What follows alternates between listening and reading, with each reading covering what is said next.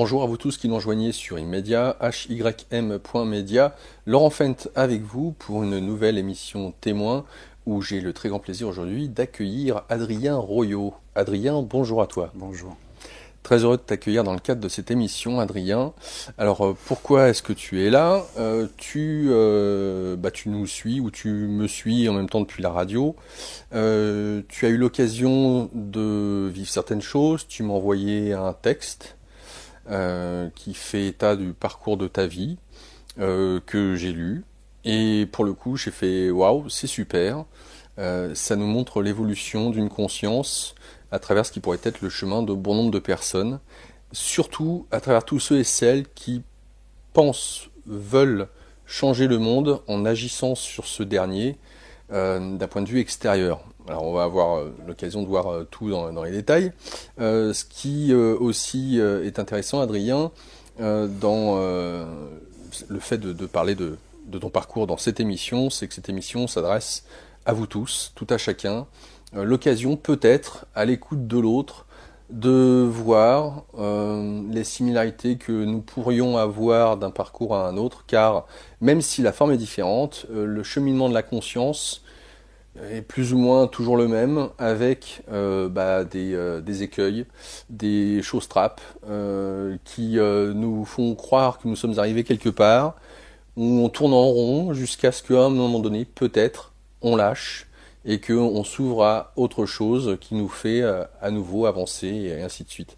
Donc des allers-retours, il y en a d'innombrables pour tout à chacun.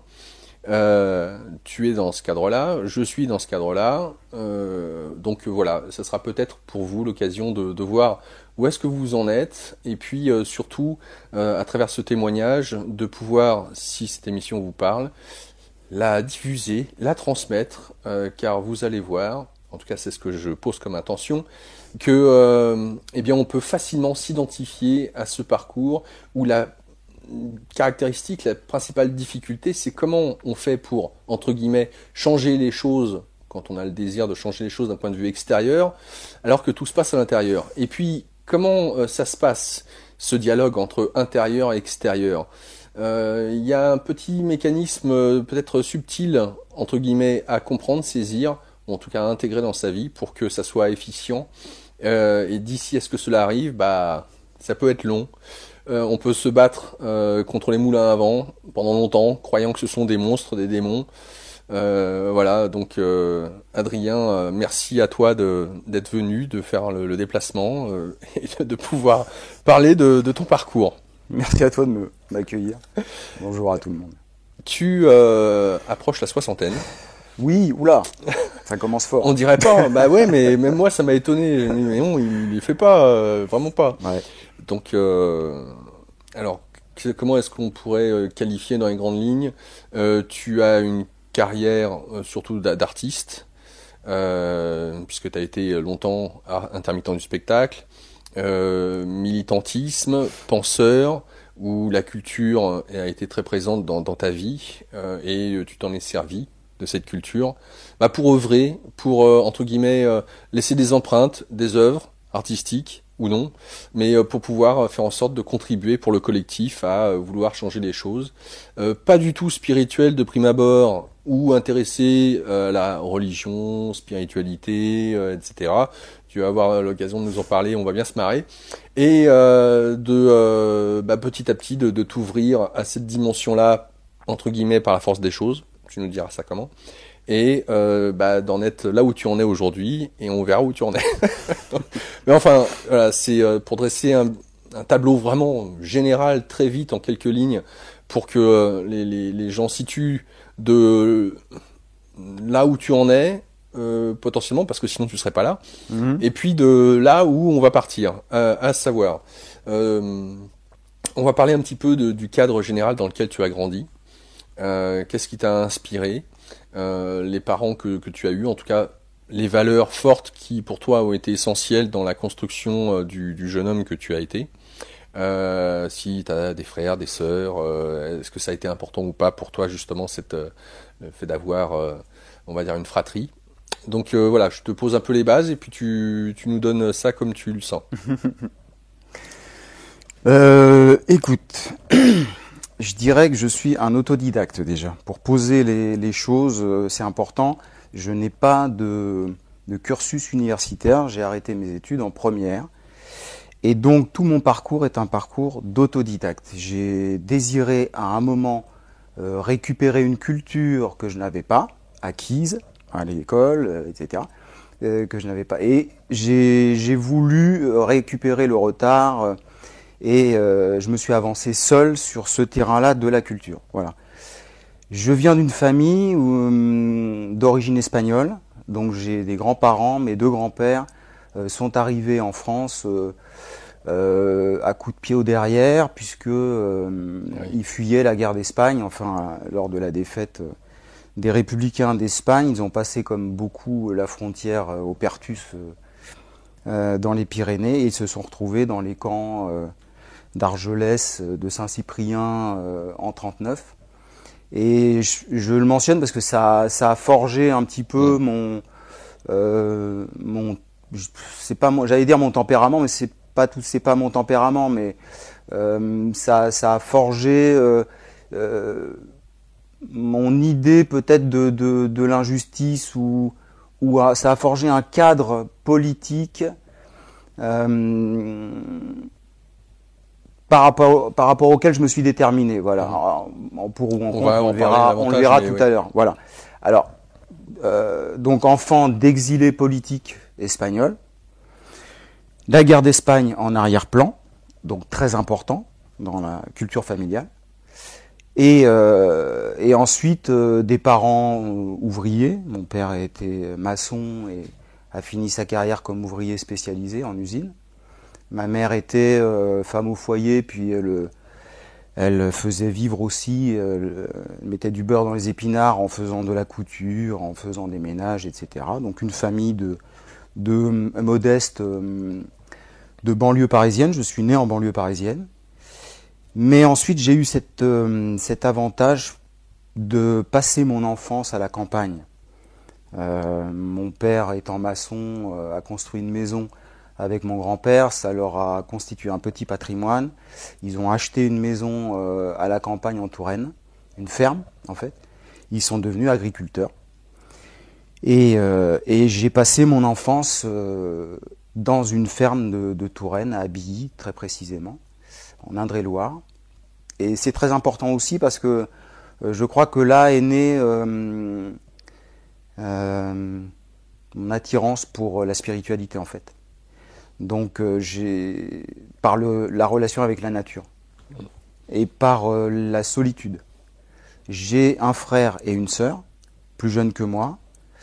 Et moi, c'est cet élément de nature. C'était une ferme un peu isolée, petite ferme. Et j'ai des souvenirs très marquants de relations avec... alors maintenant, je dirais avec les divinités de la nature, mais à l'époque, c'était pas comme ça que je le voyais, mais avec les arbres, avec le vent, avec les odeurs de la campagne, avec l'espace, le ciel, les étoiles, la neige, le soleil. Tous ces, voilà, ce sont ces éléments-là que j'ai eu la sensation de perdre en arrivant à l'âge de 10 ans en banlieue parisienne. Donc j'étais né en banlieue parisienne, je suis parti à la campagne, je suis revenu en région parisienne, dans le 93.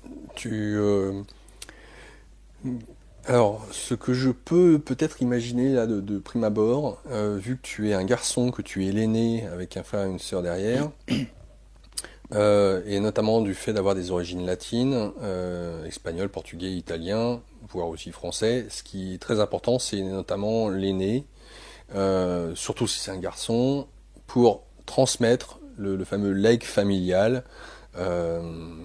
de celui qui, au Moyen-Âge, devenait ou remplaçait le père, d'une certaine manière. Donc, comment ça s'est fait pour toi? Est-ce que tu as pris ce legs ou pas de ce que souhaitait peut-être te transmettre surtout ton père, ou en tout cas par rapport à la tradition espagnole de laquelle tu étais issu? Oui, oui, je comprends ce que tu veux dire. Je dirais que le legs familial, l'espèce de... C'est vrai qu'en tant qu'aîné, on porte ça. C'est indiscutable. Il y a une espèce de responsabilité qu'on nous donne, inconsciente, évidemment, de faire, de développer le patrimoine culturel, psychique, familial, parce que ça va bien plus loin que simplement la culture latine, ou c'est tout un univers psychique. Ouais. Mais j'ai pas la sensation d'avoir porté un poids très très lourd avec ça. J'ai pas cette sensation-là. Alors peut-être que je me trompe, mais j'ai pas cette sensation-là d'avoir eu à porter une chose très forte. Peut-être parce que mon père c'est pas quelqu'un qui a été très présent dans mon enfance. C'est pas quelqu'un non plus qui m'a imposé beaucoup de choses. Il n'a pas fait de forcing, si tu veux. Donc j'ai pas cette sensation. En revanche, j'ai eu à porter, à lutter contre, mais à porter d'abord le legs de l'exil. Alors c'est très particulier, c'est ce que connaissent tous les exilés en général, mais là évidemment avec cet élément politique, cet élément de lutte pour la justice, pour une plus grande justice, ou pour la liberté. Pour la liberté, ouais. Voilà. Bon, évidemment, a fait que ça m'a construit. Ça m'a construit philosophiquement, psychiquement. Parce que c'était des discussions que ton père, peut-être avec ses frères ou ses sœurs, ou avec ses propres parents avaient, ou à quelles t'assistais, et qui revenaient régulièrement sur la table, non ? Et oui, parce que mon grand-père vivait avec nous. Et était celui qui avait subi cette histoire, avait vécu cette histoire. Donc il a participé à la guerre d'Espagne dans le camp républicain, et puis il est venu en France et il a fait de la résistance. Ce qui lui a donné un statut privilégié d'exilé, de résident français. D'accord. C'était mentionné sur sa carte d'identité. Et donc il en parlait. Mais en même temps, comme il arrive souvent, il en parlait, il y avait surtout des non-dits, il y avait surtout de la non-expression en fait, parce que il en parlait avec mon père, mais c'était pas quelque chose de si présent que ça en fait dans la famille, verbalement parlant. D'accord. En revanche, c'était très présent comme arrière-plan psychologique et philosophique. Et ça a marqué évidemment, ça a marqué toute l'histoire familiale. Alors c'était quoi ça les marqué, valeurs moi. Et les valeurs qui t'ont été transmises les valeurs, c'était des valeurs de lutte en fait. C'était des valeurs bien sûr, des valeurs de liberté, de justice sociale, d'amélioration des conditions de travail, d'amélioration des conditions de vie, pour les ouvriers notamment. Il y avait tout cet univers-là socialisant, communisant. Mon grand-père avait écrit des articles dans des revues en Espagne avant la guerre, dans des revues syndicalistes plutôt socialistes, l'UGT à l'époque. Et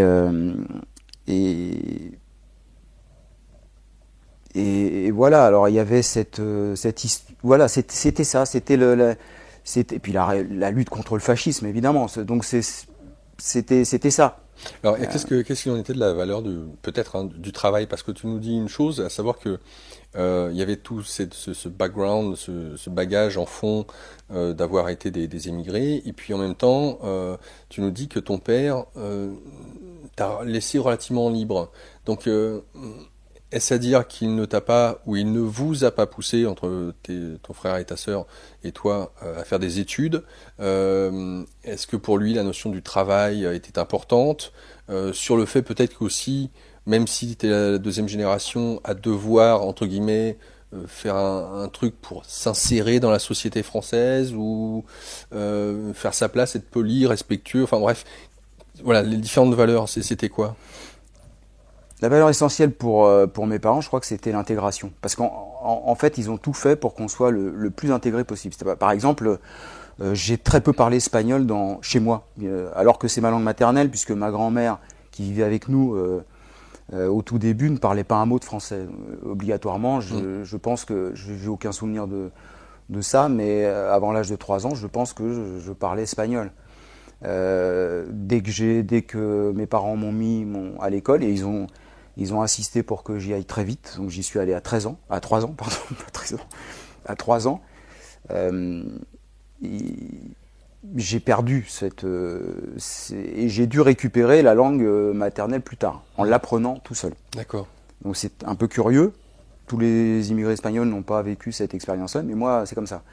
Et en fait, il y avait la volonté pour mes parents de faire de nous des Français, quoi. Alors même que le souvenir d'Espagne était très présent et qu'ils auraient aimé, en tout cas pour ce qui concerne mon grand-père, retourner en Espagne. Jusqu'à la mort de Franco, en fait, il y avait cette idée qu'ils pourraient retourner dans leur pays, dans leur patrie, dans leur pays, dans leur village. D'accord. Ensuite, ça s'est complètement... Quand Franco est mort et qu'ils ont vu l'évolution que prenait la politique espagnole, mon grand-père a renoncé complètement à un quelconque retour, mais c'était présent. D'accord. Mais en même temps, alors il y avait cette contradiction, retourner en Espagne, en même temps, sans doute avec nous, ils ne nous auraient pas laissé. Oui, bien sûr. Et en même temps, cette idée qu'il fallait que nous soyons intégrés, que nous parlions le français, qu'on apprenne le français. Donc l'école, c'était important. Mais en même temps, là encore, c'est très curieux parce que j'ai pas non plus le souvenir de parents. Alors ma mère était un alphabète, elle n'avait aucune éducation, donc elle était bien incapable de m'aider ou de nous aider dans les études, ou de nous suivre tout simplement. Donc on était livrés à nous-mêmes. Les études, on les faisait nous-mêmes, les devoirs... D'accord. Vous n'avez pas été poussé à... On n'a pas été poussé, évidemment qu'il y avait une volonté de mon grand-père et de mon père que leurs enfants aillent le plus loin possible dans les études. Il y avait cette idée d'ascenseur social. On est ouvrier, on est en France, on a toutes les facilités. Donc c'est très bien de faire des études, mais il n'y avait pas cette volonté farouche, tu vois, il faut que tu fasses ça. J'ai jamais eu d'injonction comme ça familiale, en tout cas verbalisée. Alors est-ce que la notion de on n'a rien sans rien faisait partie du patrimoine qui a été légué, dans le sens de travailler, faut entre guillemets en chier, faut y aller, faut donner, voilà, et puis la famille, je sais pas. C'est clair. La famille, c'était un peu divisé puisqu'il y avait une famille en Espagne avec laquelle on s'entendait plus ou moins. Ça a divisé les familles, cette guerre d'Espagne. Donc il y a une partie aussi Mais oui, le travail, oui, que cette valeur, entre guillemets, j'aime pas tellement le terme valeur travail, mais enfin bon, on va l'employer par défaut, Ouais. Bon, on va s'amuser. Valeur travail, oui, c'est-à-dire qu'en fait, c'était la culture du travail, c'était la culture ouvrière, en fait. C'est la culture comment dire, on existe par le travail. On déploie sa personnalité par le travail. C'est vrai que tout passe par le travail dans ces milieux-là. On va pouvoir nourrir notre famille, on va pouvoir... Il n'y avait que ça, en fait. C'est vrai que ça, c'était... Mais chez mon père, il y a quand même... Alors, c'est toujours des contradictions, donc je suis obligé. Bien sûr. C'est ce que j'ai vécu. Chez mon père, il y avait en même temps un côté un peu artiste, quoi. Tu vois, un peu poète, mais sans œuvre. Mais un petit côté barré, quoi. Tu vois, mon père... Idéaliste, est-ce que c'est... Non, pas tant que ça. J'arrive pas à trouver le terme exact qui pourrait définir comme je le voyais, parce que c'est évidemment... il est toujours vivant. Et mon grand-père faisait beaucoup plus bloc. C'était vraiment le masculin dans sa splendeur. Vraiment le mec qui avait vraiment bossé, qui avait lutté, qui s'était bagarré, qui avait fait la guerre. Résistant, etc. Qui avait ensuite bossé, qui avait fait venir sa famille, ce que n'ont pas fait tous les Espagnols arrivant ici. A fait venir sa famille, a construit une maison. Enfin, c'était vraiment le gars. Et puis revêche quoi, chiant. Je détestais cordialement mon grand-père parce que c'était un emmerdeur de première. Maintenant, c'est autre chose. Mon père, c'était différent. C'est quelqu'un de plus faible, de plus centré sur lui-même. S'occupait pas tellement de nous finalement. Est-ce qu'il a été syndicaliste ou il a fait son boulot sans... Bon, il a fait son boulot. Il y avait chez eux aussi, chez mon grand-père et mon père, une peur, c'est-à-dire il y avait tous les souvenirs qui remontaient à la surface.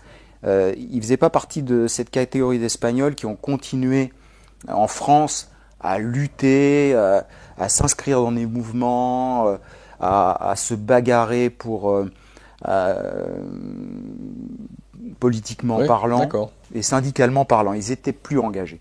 Et donc ils avaient une certaine peur, tu vois, je crois qu'il y avait une peur fondamentale que, je sais pas, que ça revienne, que... D'accord. Je sais pas. Donc c'est-à-dire que quand tu étais jeune, peut-être adolescent, on peut penser, au regard de ce que tu nous dis, que les discours ou conversations le dimanche après-midi, à table, en famille, sur la politique française et autres, c'était pas des sujets de préoccupation, ça les intéressait pas plus que ça? Si, au contraire, parce que même s'ils n'étaient pas engagés extérieurement, ils étaient alors préoccupés, c'était une religion, le journal de 20 heures. D'accord. Ah oui.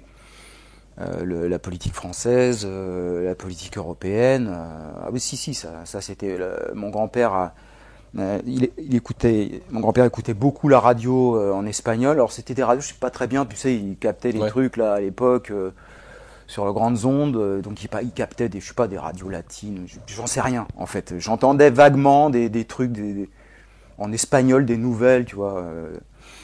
Il était très branché, il était très à l'affût, si tu veux, de toute actualité. Ouais, actualité. Si, les infos, la politique. L'économie, c'était très présent.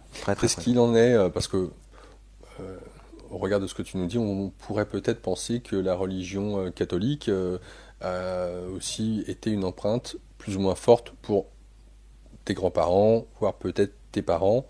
Après, pour ce qui est de toi ou ta génération avec tes frères et sœurs, c'est peut-être autre chose, mais on peut peut-être penser que ça a bien coloré justement cette région du monde, en l'occurrence, et puis que ça a aidé aussi dans cette notion d'immigration à aider la famille à faire certaines actions. La notion de foi, alors chrétienne ou pas, enfin qu'importe, mais en tout cas cette idée de la religion. Donc qu'est-ce qu'il en a été de ton enfance? Est-ce que c'était quelque chose qui était présent au point que vous alliez peut-être à la messe tous les dimanches, ou voilà, et que ce soit par ta mère ou autre, le discours, enfin bref, j'en sais rien, je donne un petit peu comme ça un tableau. Elle était très présente négativement, c'est-à-dire que en bon républicain espagnol foncièrement anti-catholique, la religion, et notamment la religion catholique, c'était un sujet de polémique immédiat. Mon père ne nous a pas fait baptiser. Et comme dans beaucoup de familles espagnoles, il y avait le mari qui était complètement athée, anticlérical, et une mère qui était plutôt attirée par évidemment tout ce qui concerne la foi, et notamment la foi chrétienne, Marie, la croix, etc. Voilà, et donc j'ai eu cet héritage-là. Donc la religion, en fait, c'était un objet de rejet. Fallait pas en parler. Les curés, le pape, j'entendais, c'était un sujet de blague, c'était un sujet de polémique. C'était vraiment un sujet de détestation. La religion catholique pour un républicain espagnol, c'est le pouvoir. C'est le pouvoir franquiste, c'est le pouvoir royaliste avant. C'est l'autorité dans ce qu'elle a de plus exécrable. Donc évidemment, et ça se comprend parce qu'il y a une histoire du catholicisme espagnol qui a fait vraiment alliance avec une partie avec une partie des responsables économiques et politiques de l'époque. Bien sûr. Est-ce que je te pose une question qui va être déterminante pour la suite de l'émission. Est-ce qu'on peut dire que ton refus de la religion ou de la spiritualité, bon, alors tu nous parlais de ton contact avec la nature, hein, mais j'y amène quelque chose de plus formel à travers le dogme religieux, hein. Est-ce que donc ton refus de la religion catholique était vraiment ce legs familial, sans que toi-même tu y aies vraiment réfléchi, étudié la question quand peut-être tu as été ado et que tu as commencé peut-être à penser par toi-même en disant bon, voilà, mon père et mon grand-père, ils ont rejeté ça en bloc, mais il y a peut-être des trucs intéressants, ou peut-être pour se cultiver, s'ouvrir à ça, peut-être même en tant que jeune homme, j'en sais rien. Ou est-ce que c'était, au regard de ce que tu nous dis, voilà, on m'a dit ça, j'ai entendu ça à longueur de temps dans ma famille, j'ai pris ça comme étant une évidence, la religion, on vire. Non. Alors moi, il n'y a jamais eu rien d'évident. J'ai jamais rien pris comme il est. Au contraire, je pense que je me suis vraiment construit dans l'opposition. Ouais, je peux dire ça. J'hésitais à employer opposition parce que c'est un peu violent, mais quand même, ouais. En tout cas, dans la remise en question, justement, de ce legs familial. C'est-à-dire que rien n'était évident pour moi, ni en politique, ni en religion. Donc, je constatais cela, oui, en effet, ma famille c'était ça, ok. Mais je prenais pas du tout ça pour argent comptant. C'est-à-dire qu'il y avait des choses qui m'attiraient. D'ailleurs, ça s'est manifesté très tôt. Alors, il y a eu cet épisode de campagne, de relation à la nature, donc avec une spiritualité un petit peu vitaliste. Mais ensuite, il y a eu très vite la découverte du bouddhisme, en fait, et des religions exotiques et asiatiques. Par l'intermédiaire, ou je vais dire curieusement, mais non, pourquoi pas, c'est par l'intermédiaire de Bruce Lee, en fait. J'ai découvert en arrivant en banlieue parisienne les films de Bruce Lee. C'était vraiment la grande mode, oui. C'était vraiment l'époque, les années 73 par là. Et moi, je suis tombé dedans. Voilà, j'étais fasciné, quoi. Il y avait de quoi, ouais. Et c'était extraordinaire. Moi, je découvrais ce mec-là, ce danseur. Parce que très très vite, j'ai compris que c'était esthétique, quoi. C'était le combat, bien sûr. Alors, il y avait tout ce truc d'affirmation de jeune homme, de modèle masculin, tout ça, de vainqueur, de lutte victorieuse et tout ça. Mais au-delà de ça, il y avait une philosophie de vie, et j'absorbais ça. Et donc, alors, Bruce Lee est chinois, d'origine hongkongaise, mais il m'ouvrait, et il m'a ouvert véritablement à tout cet espace du bouddhisme Chan, Zen, jusqu'où tu as été justement par rapport à cette... Bah écoute, ça restait... Jusqu'où je suis allé très loin en fait. Je suis allé très loin parce que je m'identifiais. C'est-à-dire qu'au-delà de... Après Bruce Lee, après ses films, bah, j'ai plongé dans les ouvrages, je sais pas, des moines Shaolin, Miyamoto Musashi. Moi j'étais... Mais alors, le samouraï Miyamoto Musashi, pour moi c'est La pierre et le sabre. C'était un livre, je l'ai dévoré plus tard, hein, mais c'est pour dire le parcours, quoi. J'ai plongé vraiment dans cette culture et je m'identifiais. C'est-à-dire que je me souviens, là, une rentrée, je ne sais pas si c'était 5e ou 4e, mais je me prenais vraiment pour... Moi, je suis arrivé à la rentrée de 5e ou 4e, j'étais un moine bouddhiste, quoi. Mais j'agissais comme un moine bouddhiste. J'arrivais, tu vois, hiératique, le balai dans le cul, tu vois, et puis... Voilà, ça a tenu 2 heures, hein, parce qu'au bout d'un moment, tu peux pas. T'es ado, tu vois. Bon. Puis c'est faux, quoi. Tu crois pas toi-même à ton personnage. Mais j'avais dû passer tout l'été, si tu veux, à bouffer du Shaolin, et j'étais devenu moine Shaolin, quoi. Et voilà, je voulais rester comme ça, tu vois. Et je devais avoir, je sais pas, 13-14 ans, même pas. Est-ce que ça t'a suffisamment titillé pour que tu te dises à un moment donné, ouais, j'ai envie de faire du karaté, du kung-fu ou autre? Ben, bien sûr, alors évidemment, oui, bien sûr. Après, j'ai fait du karaté, du Viet Vo Dao, j'ai ceinture noire de Viet Vo Dao. J'étais à fond, hein. Toute mon adolescence s'est passée dans des dojos. Hein. Je faisais que ça. C'est Hein. une bonne manière pour canaliser l'énergie d'un jeune garçon. Bien sûr, bien sûr. Ben, c'était ça. Donc c'est pour ça que cette histoire de religion, c'est très ambivalent. Tu vois, j'avais le rejet d'un côté, mais pour moi c'était beaucoup plus vague. Par contre, comme je n'avais pas il n'y avait pas de tradition familiale religieuse, j'étais pas allé à la messe, j'avais pas de pratique religieuse. Bah, ça restait quelque chose de complètement, tu vois, de flou, quoi. Hein. Et puis en France, c'est pas l'Espagne, donc il y a pas même s'il y a des anticléricaux à fond, c'est moins marqué. Qu'est-ce qu'il en était par rapport à... Parce qu'une fratrie, c'est pas rien. 3 enfants, ça, c'est considéré maintenant en France, je crois, enfin, peut-être avant, maintenant ça a peut-être changé, mais c'était considéré comme famille nombreuse. Ouais. 3 enfants, c'est pas anodin. On avait une carte de famille nombreuse, d'ailleurs. Ouais, ok, merci de confirmer. Donc, comment... en plus, t'es l'aîné. Ta position en tant que fils aîné vis-à-vis de ta jeune frère, enfin ton jeune frère et ta jeune sœur, comment il se positionne le Adrien plus jeune vis-à-vis de ces deux qui te suivent? Ben, il y a eu plusieurs périodes. Les périodes campagne, j'étais l'aîné. Mon frère a très peu de différence d'âge avec moi. On a 18 mois d'écart. Donc on jouait ensemble, mais on avait des tempéraments très très différents. Moi j'étais beaucoup dans la physique. Il fallait que je cours, il fallait que je fasse du vélo, il fallait que je fasse du sport, du rugby, du machin, du foot, que je cours dans les champs. Espèce de passion comme ça, un truc. Mon frère l'était moins. Donc il y avait une espèce d'agacement pour moi, c'était chiant quoi, ce petit frère, il suivait pas comme je voulais, donc c'était casse-bonbon. Ma sœur c'était différent, on a 3 ans de différence.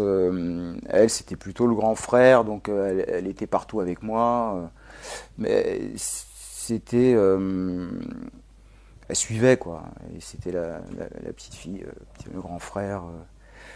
Puis ensuite, ensuite j'étais un peu à part en fait, parce que comme j'étais passionné par les arts martiaux, par tout ce que je viens de dire là, ça me rendait un peu spécial quoi. Je partageais pas tellement même au niveau relationnel, amical. Je partageais des choses avec les gens qui partageaient ma passion, donc j'étais très copain avec un grand ami à moi, Mano, avec qui on faisait des arts martiaux. C'était de la passion, quoi. Et qui dit passion dit un peu séparation parce que si on partage pas ta passion, et donc les frères et sœurs partageaient pas cette passion. Et donc ça me mettait un petit peu à part et ça me rendait très très très lourd, je crois. Même pour eux, hein, casse-bonbon de première, je crois. Et ils comprenaient pas trop, ils suivaient. En tout cas, je les protégeais pas tellement. J'étais pas le grand frère protecteur, j'étais plutôt le grand frère. Foutez-moi la paix, quoi. Tu vois, laissez-moi faire mon truc. Un peu égoïste, tu vois, dans son. Mais tu décris bien un peu le modèle de frère ou d'aîné que tu as pu être. J'y vois un côté jusqu'au boutiste. Indépendant, je fais ce que je veux, je fonce. Tu disais que ce qui était important pour toi, c'était d'éprouver à travers ton corps, hein, très très physique, un peu tête brûlée, un peu le rebelle entre guillemets de service qui trace son chemin sans trop se poser de questions et sans même trop, j'allais peut-être réfléchir aux conséquences. Il y a un truc qui me plaît, j'y vais, je fonce, voilà. Par rapport à ça, on a vu un peu ton père, tes frères et sœurs. La place de ta mère pour toi, ta mère, elle était source de quoi pour toi? Ma mère était source de protection, Et puis, c'est elle qui gérait, en fait. Elle gérait tout. Mon père était assez absent, donc il ramenait la paye à la maison. Mais une fois qu'il rentrait du travail, il s'enfermait dans ses, j'allais dire laboratoires. C'est peut-être un peu exagéré. Dans ses ateliers, mais qui faisait un peu labo quand même, tu vois.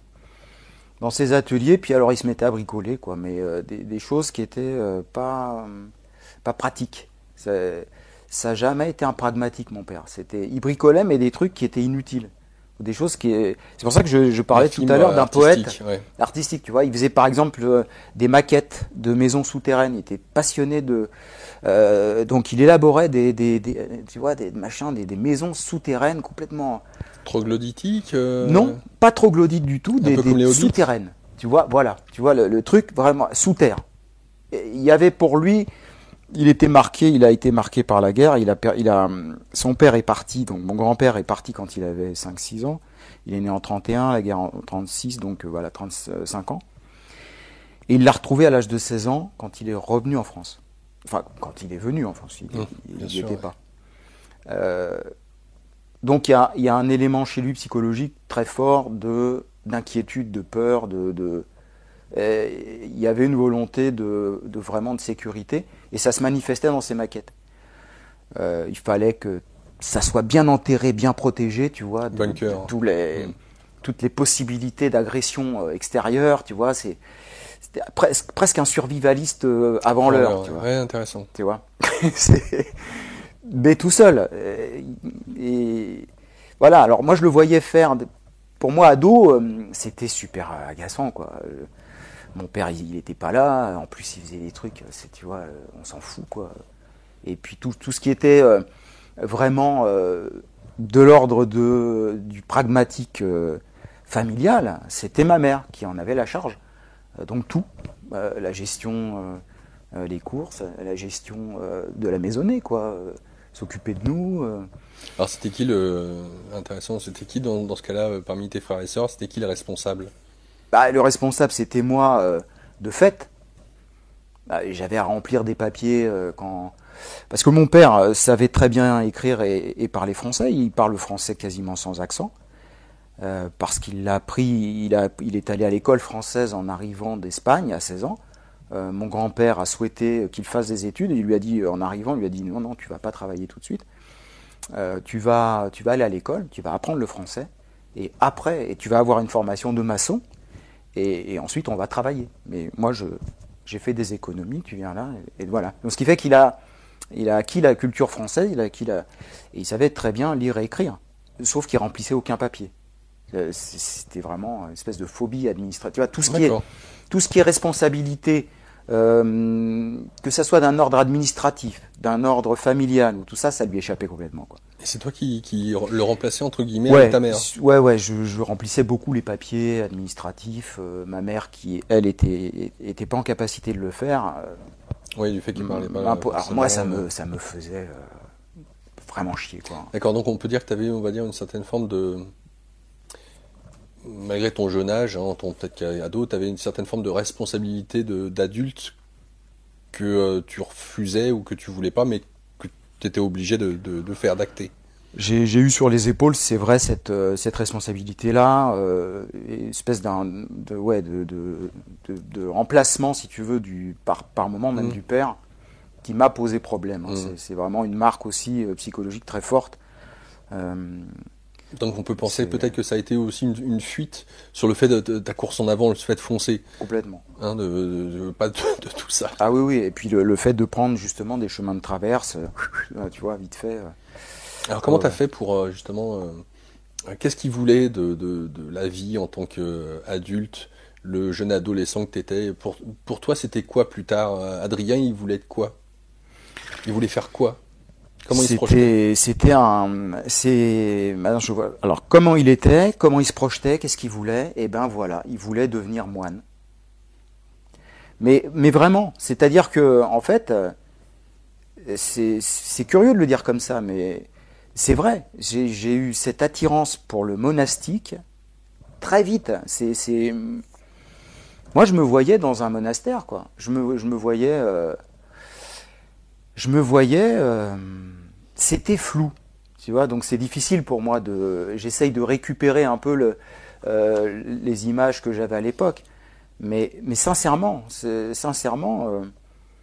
je me voyais en tout cas dans une non-réalité, en fait dans un truc qui avait rien à voir avec ce que je pouvais vivre par ailleurs au lycée, à l'école. En fait, il y avait un renversement dans ma tête, il y avait déjà une inversion des choses, c'est-à-dire que le lycée, les choses réelles me paraissaient complètement illusoires. J'y croyais. Enfin, ça me paraissait grotesque, quoi. En fait, je comprenais pas, en réalité. Qu'est-ce que tu comprenais pas ? Je voudrais creuser un peu. Le concret. Tu vois, le travail. Qu'est-ce que tu veux faire plus tard ? Moi, j'ai lu très vite Rimbaud, tu vois, main à charrue, tu vois, saison en enfer. Ça m'intéressait vachement. Le gars qui partait avec sa besace. C'est comme Miyamoto Musashi pour moi, Rimbaud, Miyamoto Musashi, même combat. Et c'est-à-dire des gens qui sont complètement. Moi, je m'identifie à tous ces gens qui sont hors réalité. Hors d'un système. Hors système. Travail, ça voulait rien dire pour moi. Alors que pourtant, comme on l'a évoqué il n'y a pas longtemps, j'avais une famille où c'était le travail, quoi. Et moi, ça voulait rien dire. Métier. Entre parenthèses, ça veut toujours rien dire pour moi. Métier, travail, responsabilité familiale, vie sociale. Vie de famille, avoir des enfants ? Non. Même pas ? Non. Alors, il y a quelque chose qui m'interpelle quand tu nous dis ça, sur le fait que tu te voyais dans un monastère. C'est-à-dire que, au regard de ce que tu nous as dit jusqu'à maintenant, le contact avec la nature est très présent, le fait de s'ouvrir à cette beauté, à cette transcendance-là, sans pour autant y mettre, entre guillemets, de forme religieuse, l'ouverture à cet esprit oriental. Alors, il y a le bouddhisme, mais ce que j'y vois moi plus, c'est plus que le dogme religieux bouddhiste ou hindouiste ou ce qu'on veut, taoïste ou autre, c'est plus la carrure ou la prestance ou la manière d'être au monde de ce que peuvent représenter ces gens-là, exemple avec Bruce Lee, plutôt que, on va plutôt parler d'une philosophie plus que d'une religion. Donc quand tu nous dis que tu te vois ou tu te voyais plus dans un monastère, est-ce que je suis loin de la vérité quand je viens d'énoncer ce que je viens d'énoncer, à savoir que c'est plus par rapport à la prestance, cette espèce de détachement vis-à-vis de la société ou de ce fameux réel dont tu parles qui pour toi n'est pas du tout réel, d'avoir cette distance sans pour autant parler de religion du tout. Oui, je crois que c'est très juste ce que tu dis, c'est tout à fait ça. Même si néanmoins, la philosophie zen que je lisais quand j'avais 16-17 ans, m'intéressait beaucoup, mais en effet, il y avait beaucoup plus cette attirance pour le mode de vie.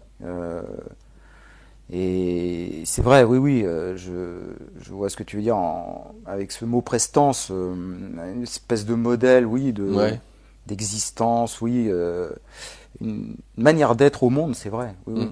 C'est en effet plus ça, oui, c'était plus une philosophie. Après, je ressentais au fond, très sincèrement, quelque chose, un appel, un truc d'un ailleurs, de quelque chose sur lequel je mettais aucun mot, sur lequel enfin si, les mots que je disais, mais c'était des mots que je comprenais pas, fondamentalement. Donc j'y mettais, c'est vrai, plutôt. C'était vraiment, oui, c'était plus des exemples de vie. J'aimais bien l'idée d'être ailleurs, à part. Oui, avec toutes les règles de vie.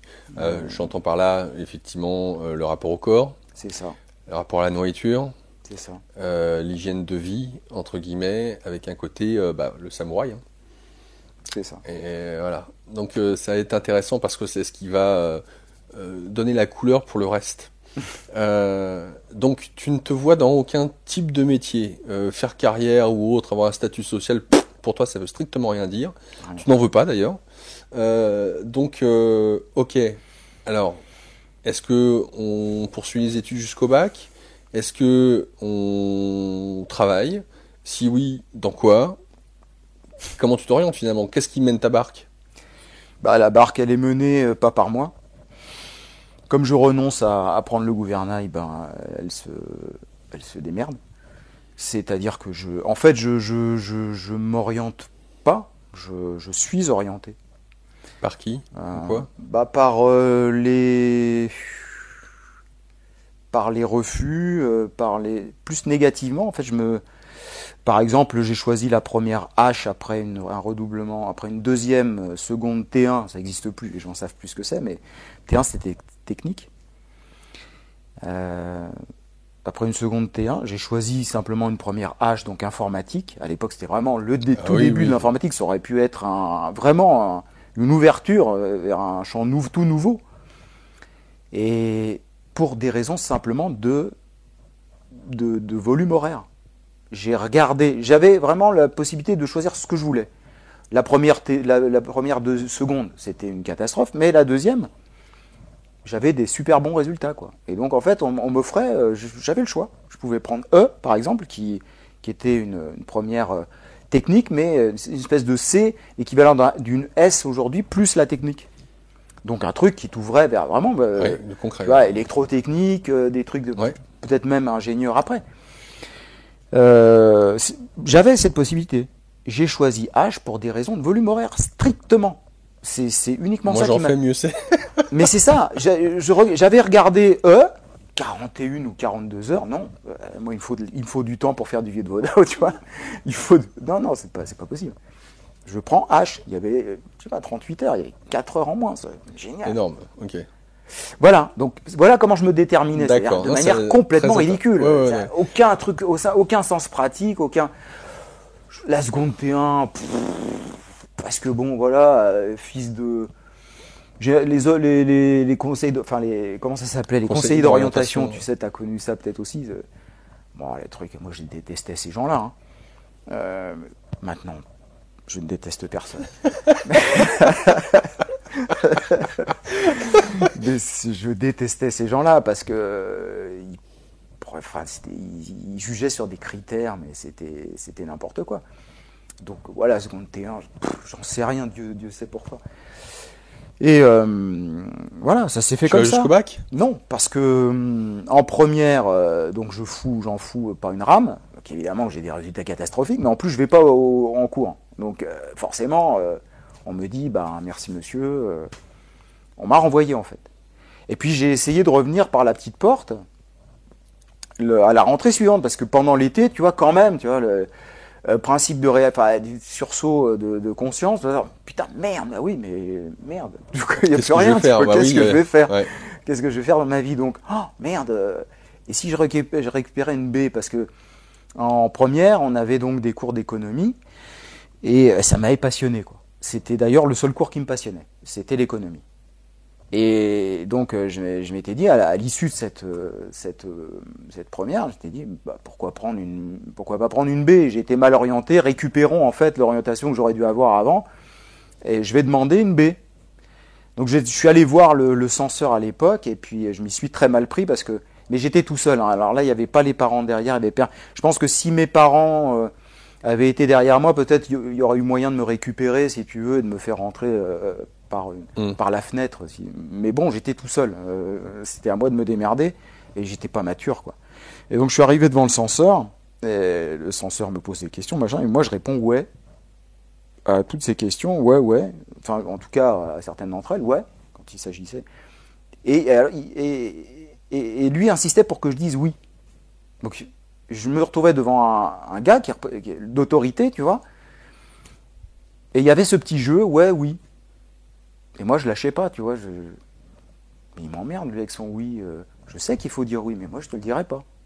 Donc, je continue à dire ouais.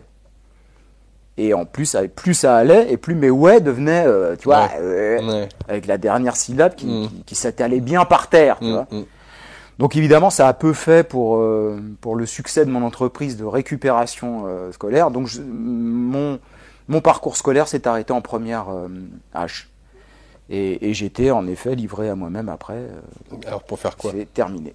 Pour faire des petits boulots, pour continuer mes lectures que j'avais entrepris justement à cette époque-là, puisque cette époque-là marquait le basculement dans. Alors là, je me suis arrêté complètement. J'ai arrêté toute activité d'arts martiaux, etc. Et j'ai basculé complètement dans une volonté farouche de récupération de la culture qui me manquait.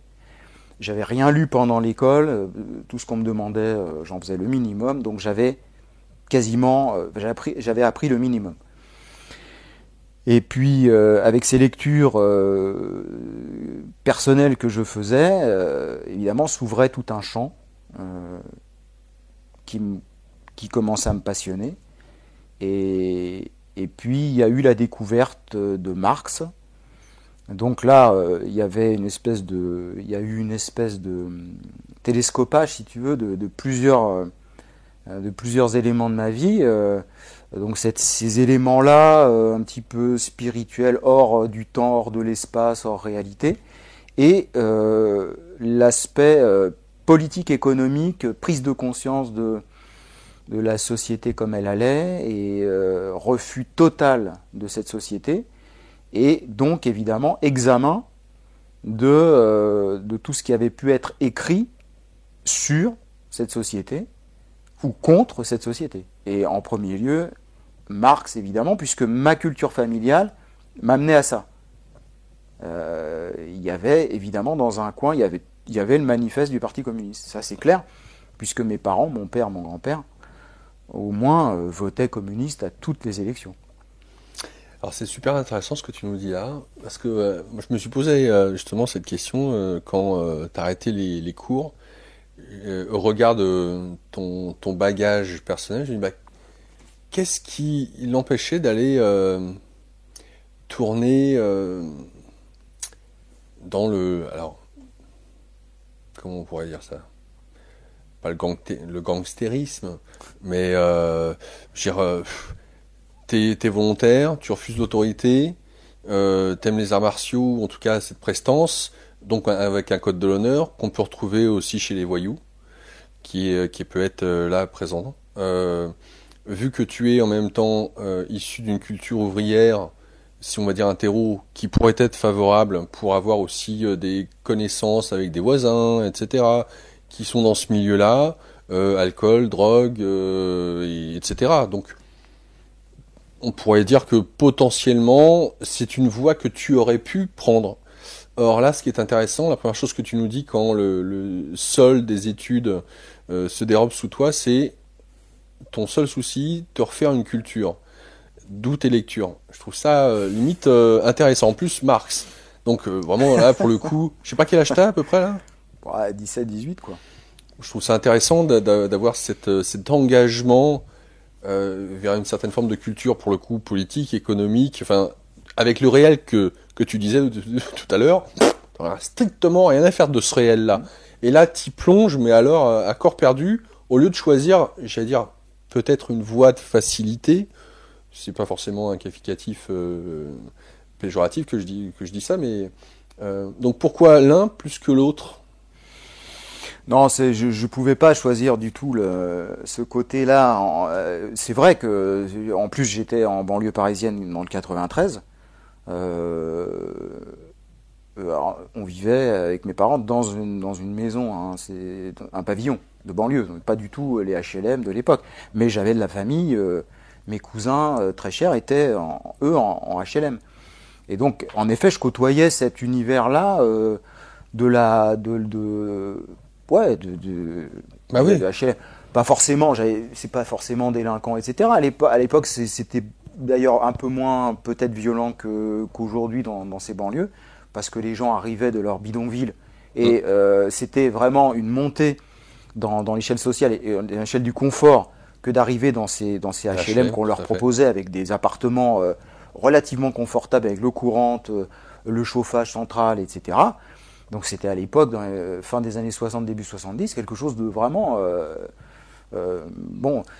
Mais c'est vrai, il y avait des quartiers autour qui n'étaient pas des quartiers très forcément très sympathique. Et il y avait de la délinquance. Je côtoyais en effet la drogue, oui, parce que c'était les années 70, donc il y avait ce truc-là, post 68.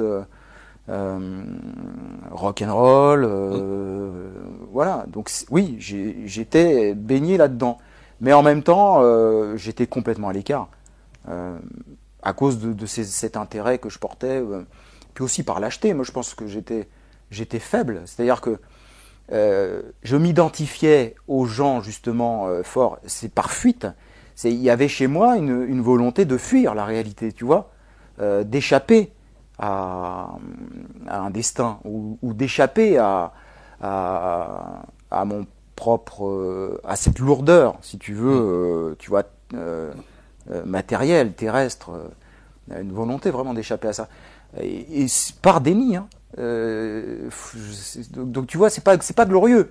C'est ce truc, c'est super intéressant. L'identification à Bruce Lee et tout ça, c'était aussi une identification par compensation psychologique, hein, tu vois. Oui, bien sûr. Ouais. Voilà.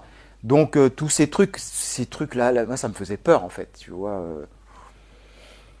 Je pouvais être dans le combat réglé, le combat d'arts martiaux. J'étais pas un combattant, j'étais plutôt un esthète, un danseur de ce truc. J'étais assez doué, hein, mais pas un combattant. Fondamentalement pas un combattant. Et fondamentalement mais à l'époque évidemment je me l'exprimais pas avec autant de facilité qu'aujourd'hui.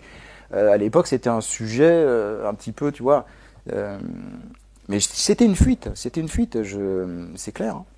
Alors quand justement tu nous parles de Marx, c'est quand même paradoxal pour quelqu'un qui justement de prime abord cherche à fuir cette réalité, qui ne veut pas d'autorité extérieure qui disent quoi faire, etc., qui est un peu l'empêcheur de tourner en rond, le grain de sable dans le rouage, et qui se met à lire Marx. Alors, tu parles de la tradition, père, grand-père, communiste, etc.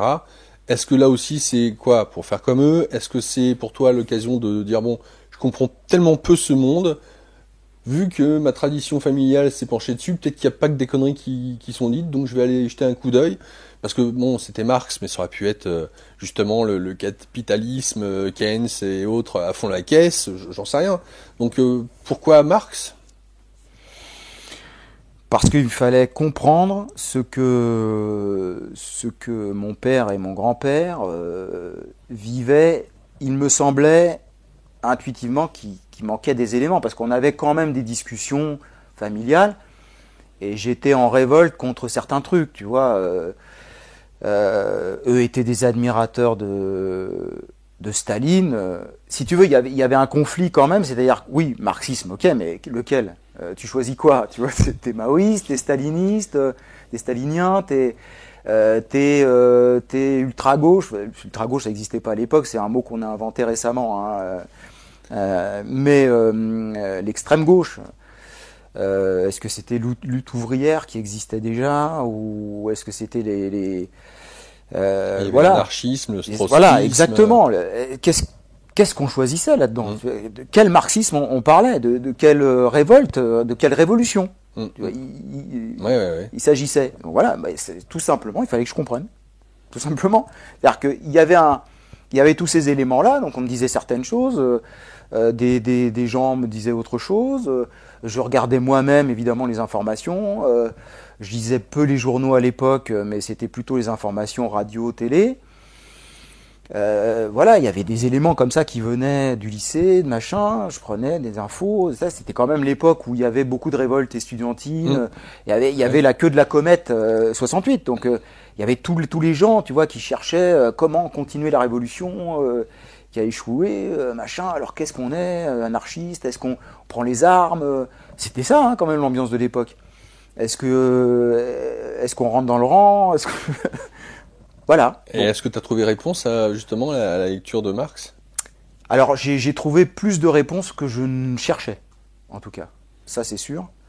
C'est-à-dire que dans un premier temps, évidemment, les lectures de Marx étaient les lectures académiques, on va dire, donc des lectures marxistes. Mais il y a quelque chose en moi qui fait que j'ai toujours du mal à accepter les choses telles qu'on me les dit. Donc, y compris quand ce sont des lectures d'autodidactes solitaires. Et ce qui m'apparaissait de Marx n'était pas ce que j'en entendais par ailleurs.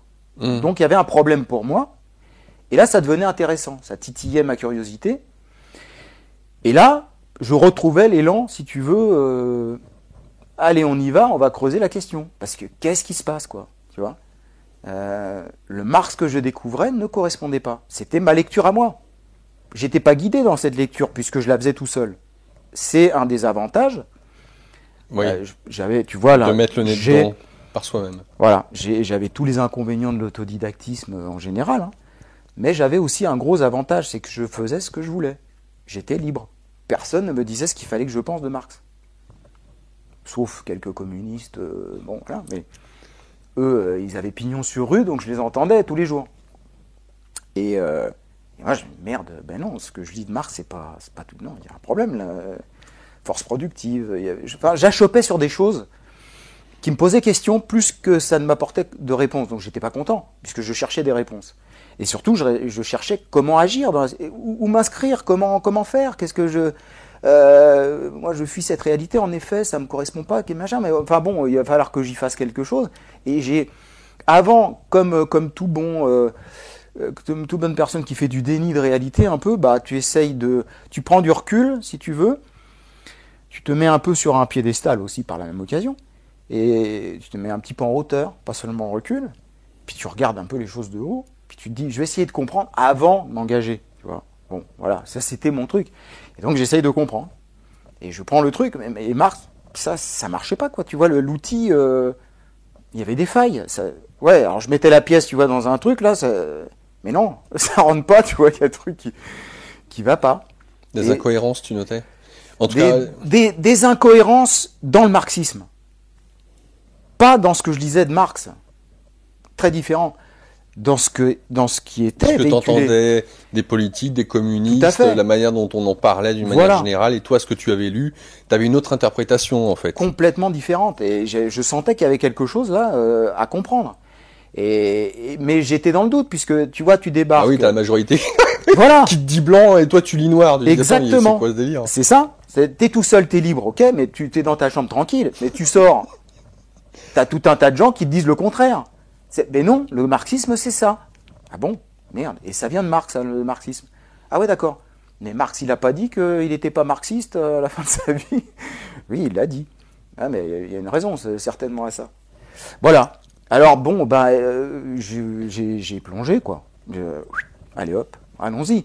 Et comme pour lire Marx, il me fallait aussi des outils intellectuels que je n'avais pas, j'ai ouvert le champ, quoi. Et donc évidemment, sont venus à moi tous les classiques français. Enfin, tous non, hein. Il y a beaucoup de lacunes, comme tout autodidacte, il y a énormément de lacunes dans ma culture. Je prétends pas du tout avoir tout lu, loin de là, bien loin de là. J'en ai lu même très peu, finalement. Mais évidemment, j'ai dû élargir beaucoup le champ. Et puis, comme en plus, j'avais ce complexe d'infériorité du fils d'ouvrier qui récupère la culture bourgeoise, j'y allais à fond, quoi. Tu vois, il fallait que je lise Proust, même si ça me gonflait. Tu vois... Après, Proust, c'est magnifique, et quand j'y suis entré, j'ai découvert un monde, et c'est magnifique.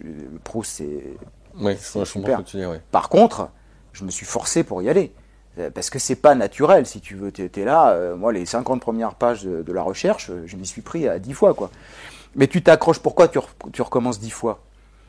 Parce que, merde, il faut avoir lu Proust, quoi, tu vois. Sinon, t'as pas les papiers, t'as pas les bagages. Voilà. Donc, il faut avoir lu. Donc, je l'ai lu. C'est aussi simple que ça. Mais j'y ai pris goût. C'est le truc aussi, c'est que, voilà. Alors après, toute cette culture-là, en fait, t'y vas un petit peu par devoir, et puis t'y restes par goût. Oui, c'est pour ça que c'est intéressant, parce qu'on utilise le terme se forger une culture. Et dans le thème de forger, c'est ça. Hein, on tape sur le métal pour qu'il se purifie et que petit à petit il devienne bien tranchant. Donc il y a de ça. Il y a cette idée effectivement d'être d'un milieu et puis de se forger une culture qui est étrangère de prime abord à un certain milieu. Ça demande du temps, et dans un premier temps, faut y aller un peu à rebours, quoi. C'est ça. Alors, tu dis que tu t'ouvres à cette culture. Donc là, on va dire que tu as 17, 18, 19 ans. Cela ne répond pas pour autant à ça. Finalement, toutes sortes de petits jobs, hein. Tu nous l'as dit dans un premier temps. Ouais, j'ai pas travaillé énormément parce que les jobs, j'y restais pas, mais je suis resté à. Tu vois, on peut pas à la fois lire et être dans ce truc-là et beaucoup bosser. Hein. Ouais. C'est clair. Donc j'ai eu, je sais pas bien comment parce que mes parents n'avaient pas l'argent pour m'entretenir mais en même temps j'étais pas poussé dehors quoi. Tu vois, j'étais pas, ils m'ont pas viré. Même si mon père m'a viré à un moment, une petite anecdote, mais j'étais avec Lali, celle qui allait devenir ma femme après, celle avec qui j'ai eu un fils, Deli, Nassia Deli, que je salue si rien. Je salue tout le monde d'ailleurs, je vous aime. Et qu'est-ce que je disais du coup c'est par rapport au professionnel, donc tu dis que tu es en même temps chez tes parents. Oui, c'est ça, bosses, c'est le truc. Oui, donc on m'a pas du tout viré, donc j'ai pu, bon an mal an, avec beaucoup de culpabilité, lire, passer mon temps à lire, à écrire, à noter des trucs. Alors ensuite sont nées des aspirations un petit peu artistiques avec le théâtre. J'ai écrit quelques petits scénarios, dont un, donc c'était l'époque justement de basculement un peu, et ce scénario qui s'appelait La Marche à l'Éternel. Pas mal. C'était une espèce de vision prémonitoire de ma vie en fait. Comme ça arrive souvent, tu sais, t'écris, tu lâches des choses. T'avais quel âge là? Je devais avoir 19, 20 ans, probablement quelque chose de cet ordre-là, je me souviens pas bien. Mais c'était donc voilà des velléités, tu sais, d'écriture, de poèmes, oui. Pourquoi je serais pas écrivain, pourquoi je serais pas metteur en scène, pourquoi je serais pas comédien, pas tout ça dans un vague absolu, hein, tout ça vraiment. Je connaissais personne hein, dans ce milieu, j'étais loin de tout ça. Hein. Est-ce que justement cette envie vers le milieu, on va dire culturel,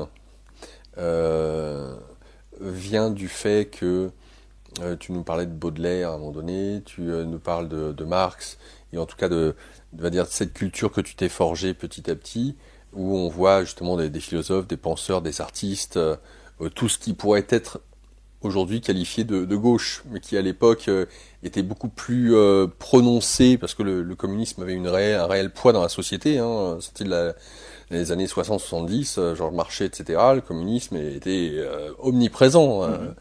Donc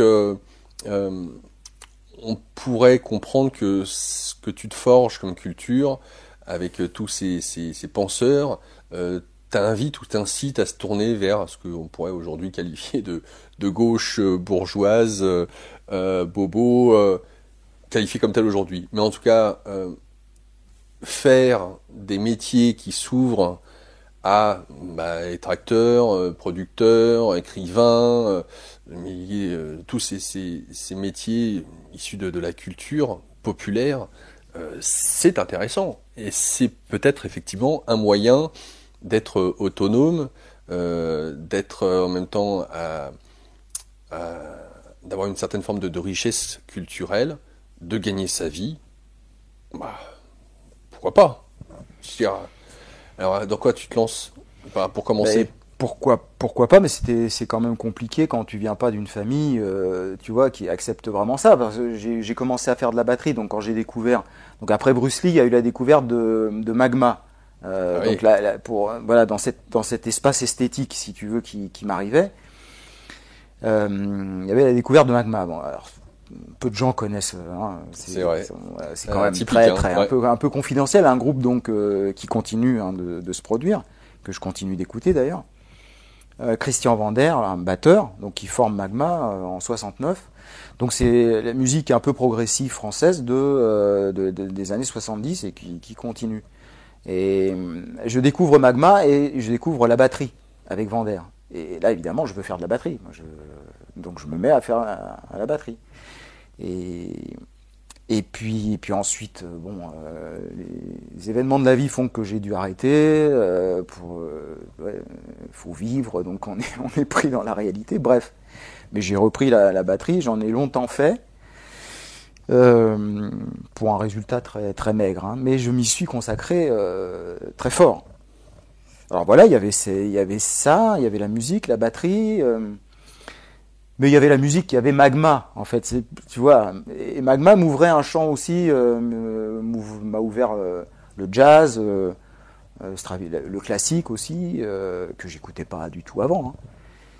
Et puis ensuite, après il y a une période un petit peu trouble. J'ai eu mon fils, donc j'avais 21 ans, tu vois, dans cet espace-là. Donc évidemment, les choses prennent une dimension un petit peu différente aussi. Oui. On sait pas, bon. Et là, je suis reconnaissant à Eulalie d'avoir accepté dans sa vie un gars tel que moi, parce que c'était vraiment un poids, quoi. J'étais vraiment un poids très lourd, hein. Elle avait à s'occuper de deux enfants, ouais. Si tu veux, mais ouais. J'avais ce rôle de père, hein, que j'assumais plus ou moins, mais c'était quand même pour elle, voilà. Elle avait donc je retrouvais un peu mon père. Je reproduisais un peu, tu vois. Ouais. Dans ma façon de procéder, hein, tu vois, on n'y échappe pas. Ah non, mais voilà, bon, c'est comme ça. Et j'ai continué vaille que vaille. Alors oui, des petits boulots. Après, j'ai pris des cours de théâtre. Eulalie aussi, qui n'était pas du tout dans l'espace, elle n'était pas du tout dans ce milieu-là de la culture, pas du tout a priori intéressée par tout ça, mais par mon exemple, elle est arrivée dans le théâtre et finalement, elle a beaucoup plus œuvré dans le théâtre que moi, tu vois. Elle a ouvert un cours de théâtre qui fonctionne toujours à Autun, une compagnie théâtrale qui s'appelle Arc-en-Scène à Autun, en Bourgogne, où nous avons habité pendant longtemps, où j'ai habité pendant longtemps. Et voilà, cours de théâtre, et ensuite j'ai par hasard travaillé dans un théâtre national, le Théâtre de la Colline à Paris, dans le 20e, théâtre national, gros théâtre, qui venait d'ouvrir ses portes. Il était à peu près tout, il avait 2-3 ans, je crois, d'existence, c'était vraiment le tout début, avec Georges Lavelli en directeur, et j'y ai travaillé 4-5 ans. Alors comme factotum, tu vois, j'ai commencé au courrier, j'ai fini d'ailleurs au courrier aussi, mais j'ai fait du contrôle, mais surtout j'étais dans l'univers théâtral. Alors je gagnais ma vie, j'avais un emploi fixe, un CDI, donc c'était vraiment, tu vois, le confort. Je pouvais par ailleurs, j'avais la carte de la culture, du ministère de la Culture de l'époque qui m'ouvrait toutes les portes. Je pouvais aller au cinéma, musée gratuit, donc j'en ai bien profité. Ça a contribué au développement de ma culture. Et puis surtout, je voyais des répétitions. Donc j'étais vraiment dans cet univers-là, et j'ai fait la connaissance de gens de cet univers-là qui m'ont amené à plus m'impliquer dans le théâtre et à imaginer que je puisse en faire mon métier. Ce qui a été plus ou moins le cas. Eulalie, je peux dire que Eulalie, donc, pour elle, c'est son métier. Pour moi, ça l'a jamais été d'une certaine manière. C'est-à-dire que là encore, c'était une porte d'entrée dans un monde, un univers. Ouais. Oui, et puis c'était pas un métier, quoi. C'est-à-dire, j'y allais pour des raisons et avec des objectifs bien particuliers de compréhension du monde, de messages à délivrer, de machin, qui étaient hors. Je prenais pas les choses par le bon bout, hein, pour en faire un métier. Il aurait fallu que je sois assistant, tu vois, accepter des assistants, truc logique, et j'aurais dû faire ça logiquement. Je l'ai pas fait. Là encore, par beaucoup de fuites en avant, fuites essayer de comprendre les choses, etc. Je me mentais beaucoup à moi-même, hein. C'était une période de grands mensonges, hein. Je ne peux pas le nier, hein. C'est vraiment ça, hein. Grand mensonge et qui en même temps, évidemment, m'ouvrait plein de portes qui n'étaient pas ouvertes pour les autres. C'est le paradoxe. Tu fais des trucs pour des mauvaises raisons, mais les trucs, tu les fais quand même. Donc voilà. Et ça t'ouvrait les portes de quoi alors ? Alors ça m'ouvrait les portes d'une compréhension plus subtile peut-être de Marx, puisque je continue à creuser cette question sociale, cette question politique et économique. En fait, ce que j'essayais de faire, donc à un moment très consciemment, c'est de comprendre les rouages du monde, comprendre le monde tel qu'il était, au plus profond. C'est essayer de trouver la pierre de touche, quoi, le truc qui fait que... Est-ce que tu sais pourquoi, à quelle fin ? C'était quoi la finalité ? Tu sais, trouver un levier pour soulever le monde. Hein. C'est à la fois extraordinairement mégalomane. Il y avait une espèce de mégalomanie chez moi. C'est soulever le monde, quoi, et le changer le monde à l'extérieur, évidemment. On en parlait tout à l'heure. Tu en parlais dans l'introduction. Oui, comment changer le monde à l'extérieur ? Le changer en le comprenant d'abord, bien entendu. Si on ne comprend pas le monde, on ne peut pas le changer. Pour moi, c'était ça qui m'est apparu très tôt, c'est qu'il me fallait comprendre le monde si je voulais le changer. En tout cas, c'est comme ça que je voyais le problème. Et donc, évidemment, j'allais à fond dans le truc. Il fallait que je comprenne le monde. Mais il me semblait aussi que ceux qui pensaient l'avoir compris ne le comprenaient pas. Parce que j'aurais pu faire comme tout le monde et me dire, les communistes ont compris le monde. C'est génial ce que tu es en train de nous dire, parce que tous ceux et celles qui... Enfin, en tout cas, moi, je me reconnais. Hein.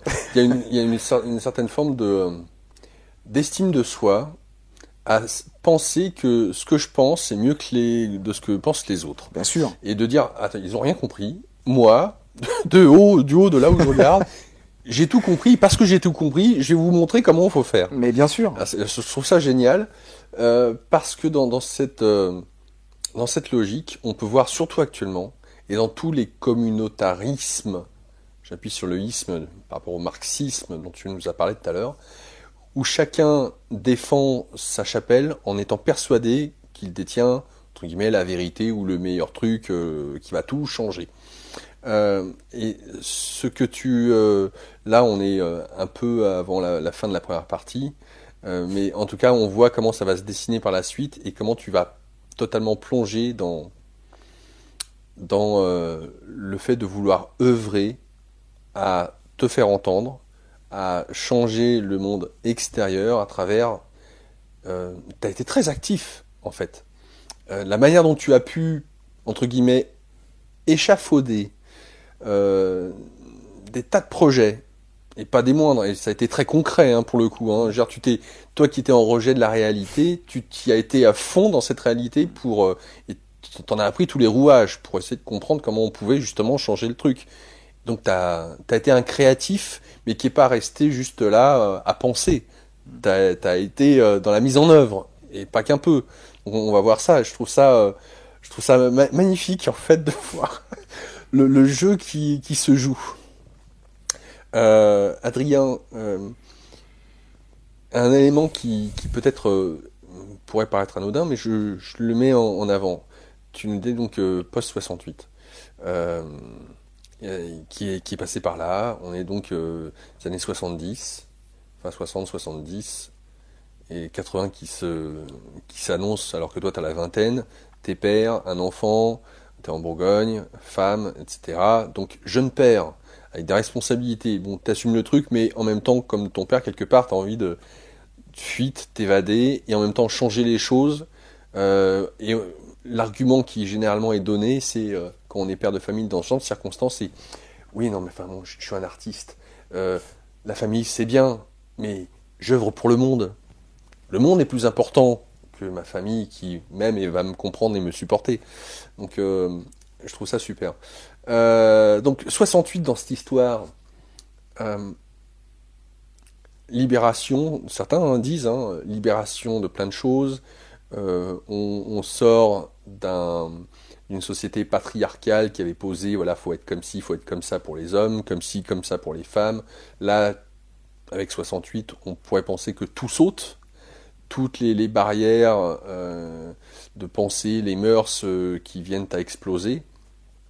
Je voulais savoir comment le jeune homme donc que tu es, jeune père, voit, au regard de ses lectures de Marx, etc., voit un peu ce mouvement de mai 68. Pour toi, ça correspond à quoi? Quel est le regard que tu poses du haut de ta chapelle?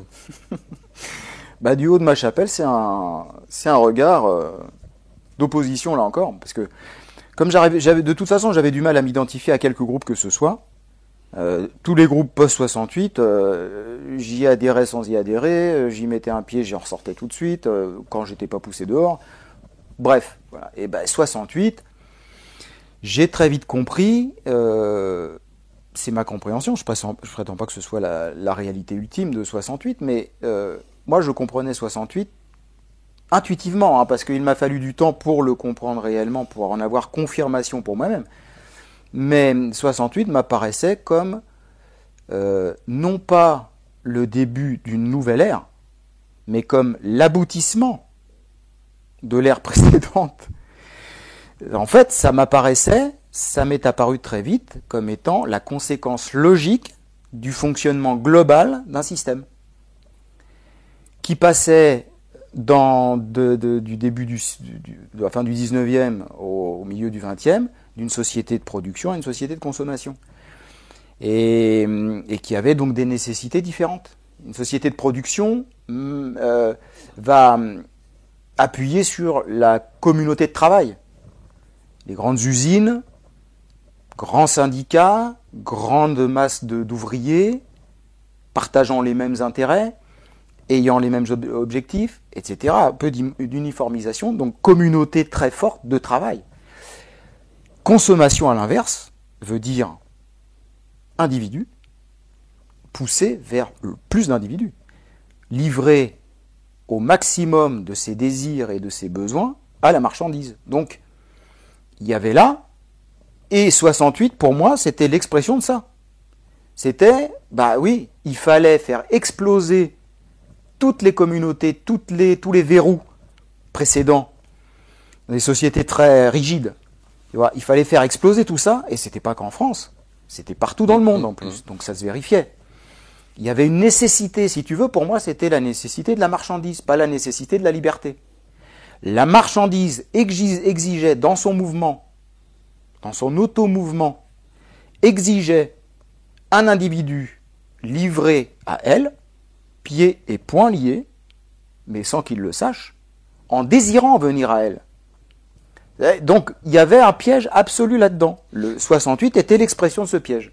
Alors, c'est important ce que tu dis, je vais préciser un peu. Tu es en train de nous dire que, en fait, mai 68 est l'aboutissement d'un système, et non pas d'hommes qui aura eu une volonté de choisir, de changer, de mœurs, etc. Non, tu précises, ou en tout cas je mets le doigt dessus, sur l'évolution, l'aboutissement d'un système de production, d'un mode de production à un mode de consommateur, où l'égoïsme ou l'égocentrisme, hein, les pulsions que Freud avait mis en avant, voilà, ce qui va déclencher par la suite l'ingénierie sociale, un homme qui est une marchandise à qui on vend des marchandises, voilà, l'homme-objet, quoi. Alors c'est intéressant que ça te paraît comme une évidence, et ce qui est intéressant, c'est dans ce cas-là, quand donc tu as cette conscience-là, comment peut-on changer, dans ce cas-là, un système? Parce que c'est, j'allais dire, une usine à gaz, c'est le monde entier qui est régi par ça. Et comment, la question qui pourrait se poser, c'est comment je change un système où l'individu, quelque part, n'est qu'un rouage de quelque chose de plus vaste dont il n'a quasiment pas conscience. Comment je peux, tu l'as dit tout à l'heure, être la poulie qui va lever ou changer l'extérieur, donc ce système, sachant que si jamais je dois le changer, il faut que ça passe par les individus qui sont inconscients d'être part d'un système. Tout est là, c'était là ma problématique. Et c'est resté ma problématique jusqu'à il y a très peu de temps. Parce que 68, je viens de te dire, voilà, c'est l'aboutissement d'un système, c'est ce que je pensais. Mais il y a une autre phase de la médaille. C'est l'aboutissement d'un système, mais c'est aussi évidemment parce que ce système est, alors je m'avance un peu, mais la projection collective de nos consciences individuelles, nos consciences, personnalités individuelles, c'est aussi, et comme il participe à l'évolution générale de l'humanité, c'était aussi la manifestation de ces poussées de conscience. On est dans un univers polarisé, les choses sont ni blanches ni noires, elles sont les deux à la fois, et on doit accepter les deux. Moi, j'en acceptais qu'une partie. C'était mon problème, parce que je ne voyais que 68 que comme ça. Donc évidemment, je sortais pas de ma roue. Il me fallait comprendre le lien qu'il pouvait y avoir entre l'individu et la société et le système dans lequel il était un simple rouage, et en même temps, il me fallait le révolutionner. Tu viens de l'expliquer très bien. C'est exactement ma problématique. Et c'est l'impasse dans laquelle j'ai fini par me retrouver et dans laquelle j'ai longtemps erré. Je n'arrivais pas à trouver de solution à ce problème. Marx m'apportait certaines choses, mais évidemment, ça n'était pas suffisant. Il fallait que je bascule. Il fallait que je change complètement de point de vue, et je n'acceptais pas de le faire. Je n'ai pas accepté de le faire jusqu'à un certain moment où l'impasse étant trop, ou le mur devant étant trop important, et puis tu finis par avoir une bosse, à force de te cogner dessus, tu finis par avoir une bosse et avoir très très mal. Oui, il y en a qui... Donc évidemment, est-ce que ce mur existe vraiment? Alors, juste pour clore cette première partie, Adrien, qu'est-ce qu'il en est, s'il en est, de la spiritualité, la religion? C'est-à-dire que Marx nous dit la religion, l'opium du peuple. Donc est-ce que à ce moment-là de ce parcours, donc tu as la vingtaine, est-ce que la transcendance, que certains qualifient de Dieu, a une quelconque incidence, importance dans l'équation que tu es en train de dessiner pour changer les choses à l'extérieur? Ouais, aussi curieux que ça puisse paraître, oui. Et presque immédiatement, en fait. J'en étais peut-être pas conscient tout de suite, mais elle a eu tout de suite, en fait. J'ai jamais été séparé d'une certaine manière. Enfin, dans l'équation. Tu dis ça maintenant. Bien sûr. Dans l'équation dont tu parles, le terme est assez juste. Il y avait, en effet, un X qui était. Je l'ai posé d'ailleurs. Par l'étude de Marx, donc il y avait ce problème individu-société, machin, m'est venue assez rapidement l'idée, tu sais, des trois corps, qui est assez commune, qui est assez banale, mais je pouvais pas, il me fallait cet outil des trois corps unis, donc une espèce de trinité, donc qui renvoie à la trinité chrétienne, on n'en sort pas. Tu nous annonces ces trois corps là? Oui, alors pour moi, il y avait le corps individuel, donc physique, qu'on voit dans le miroir. Il y avait le corps social dans lequel on était intégré, qui était notre corps, un prolongement prothétique. On avait une série de prothèses, voiture étant une prothèse de jambes, les lunettes, etc. Télescope, tout ça, ce sont des prothèses. Et donc il y avait le corps social sous forme de prothèse technologique, en fait, mais pas seulement. Le corps social, c'est aussi tout. Pour moi, c'était aussi toute l'idéologie, tout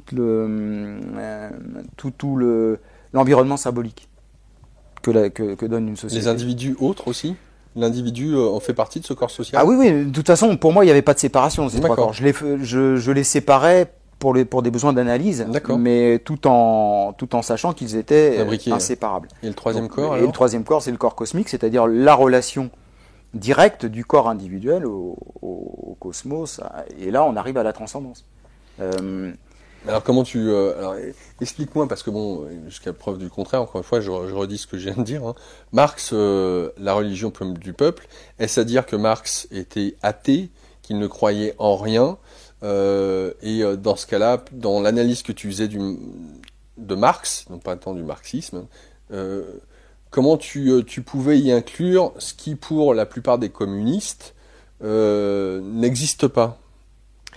Pourquoi, d'où te vient cette idée que la transcendance existe? Alors, c'est bizarrement, dans les manuscrits de 44 de Marx, il y a une phrase qui m'avait particulièrement marqué. Alors je m'y suis arrêté, hein, et cette phrase, elle m'a poursuivi. Hein, c'était vraiment une phrase qui dit la nature est le corps inorganique de l'homme.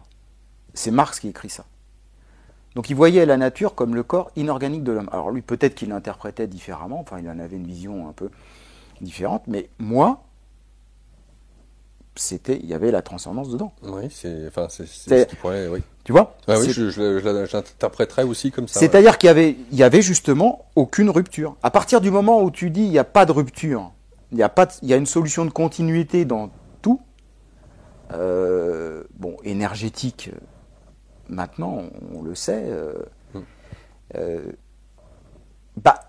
tu es dans tout est dans tout, machin, on en revient. Alors donc, ça, c'était le taoïsme de mon enfance, de mon adolescence, c'était le bouddhisme, machin. Alors, transcendance au sens chrétien du terme, avec un Dieu, peut-être pas, sans doute pas, même si j'ai toujours été intéressé par les évangiles, le message christique, etc. Mais oui, voilà. Et donc, curieusement, alors peut-être que c'est moi qui mettais cette charge transcendantale dans Marx, peut-être et je ne veux pas lui faire dire ce qu'il n'a jamais dit. Cela dit, aussi, religion opium du peuple, il faut le resituer dans le contexte. C'est-à-dire, opium du peuple, ça ne veut pas dire pour lui la religion, c'est nécessairement ça. Non, la religion est utilisée et devient objectivement l'opium du peuple parce que ça lui permet une compensation extérieure, enfin un au-delà comme compensation de ce qu'il est incapable de vivre dans sa vie. Voilà, c'est ça l'opium du peuple. On donne aux ouvriers, en résumé, très schématique, on donne aux ouvriers une possibilité de vie au-delà pour justifier le fait qu'ils soient qu'ils ont chié. Et on peut pas nier que la religion ait fonctionné comme ça. Ouais. Donc c'est pas l'opium, c'est pas le rejet total de toutes les religions. C'est la religion vue comme ça. D'accord. Et d'une certaine manière, parce que après on peut évidemment, tu sais, on peut jouer sur les mots, s'intéresser à religion par rapport à spiritualité, c'est toujours le gros problème. Mais pour moi, la religion est quelque chose, est la forme qui fige le flux spirituel. À toutes les époques, il y a eu fixation par nécessité. C'est pas du tout mal. C'est une nécessité humaine que de fixer pour comprendre et pour des besoins de pouvoir. Parce qu'en fait, pour moi, il n'y a pas de société qui ne soit pas religieuse, même celle que nous vivons. Donc, il y a nécessité pour toute communauté humaine, et c'est par hasard si c'est universel, de s'appuyer sur une fixation du flux qu'on peut appeler flux de vie, de la nature, Dieu, etc. Donc, c'est un espace-temps. Ouais. Voilà, c'est un flux qui n'a ni début ni fin. C'est un mouvement. Ce mouvement, on a la nécessité mentale de le fixer, de le comprendre, et cette fixation devient un dogme. Et c'est ça la religion fondamentalement pour moi. Donc je ne me situe pas dans l'espace religieux. J'essaye de le comprendre, mais je ne me situe pas du tout dedans. Moi j'aimerais, en tout cas je veux, être dans le flux, pas dans la fixation. Alors quand tu as la vingtaine, où tu as associé le corps cosmique, là, comment tu envisages que ce corps cosmique puisse participer avec les deux autres? Enfin, j'allais dire sous quelle forme? Parce que dans ce cas-là, s'il s'agit d'une forme, je pourrais te dire, au regard de ce que tu nous dis quand tu as la vingtaine, dire la philosophie, peut-être qu'elle y répond à cette question du corps cosmique, et que la philosophie peut-être ne fige moins que la religion avec les dogmes, et qu'elle laisse plus, puisque la philosophie, la quête de la sagesse, ça nous invite à être dans cette quête en évitant tous les écueils des dogmes religieux, quels qu'ils soient. Donc comment, à la vingtaine, tu t'envisages, toi, le corps cosmique? Comment tu te relis à la transcendance je veux dire, même peut-être dans ton quotidien, est-ce que tu retournes à la messe? Qu'est-ce que Dieu t'y pense? T'y parles? Comment ça se passe? Ce sont des sensations, ce sont des choses, des sensations assez floues. Parce qu'il y a une barrière. En fait, le corps cosmique, comme il n'y a pas de distance, le corps cosmique, c'est toi. Donc, bon. Mais si tu refuses de le voir comme toi, fondamentalement, comme une expérience directe, énergétique, vibratoire, alors à ce moment-là, et moi, c'est ça qui me manquait, fondamentalement. Donc, j'essayais évidemment de comprendre, de le mentaliser, de l'intellectualiser.